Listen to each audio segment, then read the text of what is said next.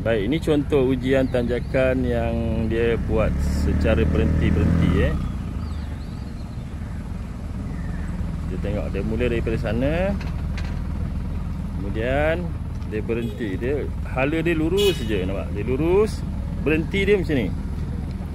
Tiang ni, tiang ni dia selari dengan bahu pemandu. Pusing kiri, kiri habis. Kemudian bergerak tahan steering.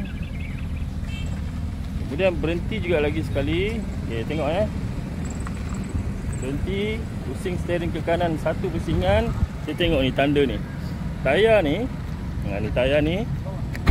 Tayar ni dia selari dengan steering pemandu. Macam tu. Kemudian pusing ke kanan satu pusingan, gerak ke depan, luruskan hala badan kereta motorkar dalam lorong ni, pusing ke kanan satu pusingan lagi. Nampak dapat kedudukan lorong yang betul. Kemudian sentuh.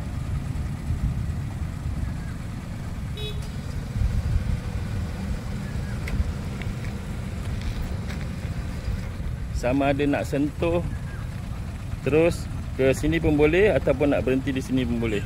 Turun dan alih tiang ke kuning sama aja.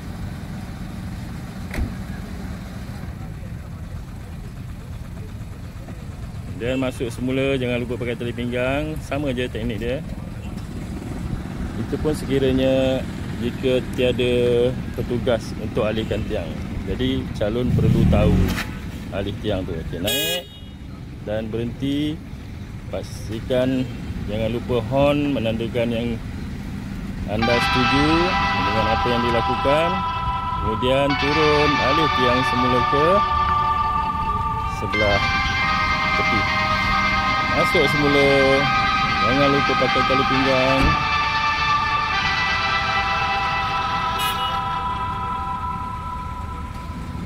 Kemudian bergerak ke depan. Perlahan-lahan kontrol brake dia. Jangan terus naik, berhenti dulu. Tekan minyak dan pastikan keempat-empat roda berada di atas plate tanjakan. Horn dan angkat tangan tanda setuju.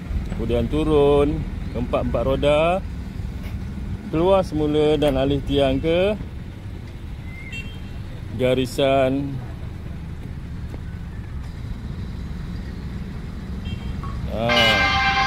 senyum sikit.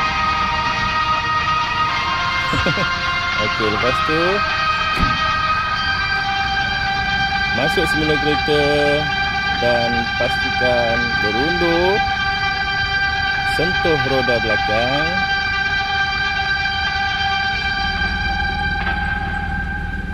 Tekan minyak dan pastikan roda belakang berada di atas plate tanjakan. Kemudian horn, tanda setuju. Di sini pastikan berhenti sebelum melepasi garisan. Okey, itu dia untuk ujian tanjakan bagi calon yang tak berapa mahir untuk kawalan steering. Boleh kita buat secara berhenti-berhenti. Okey, itu saja. Sekian, terima kasih.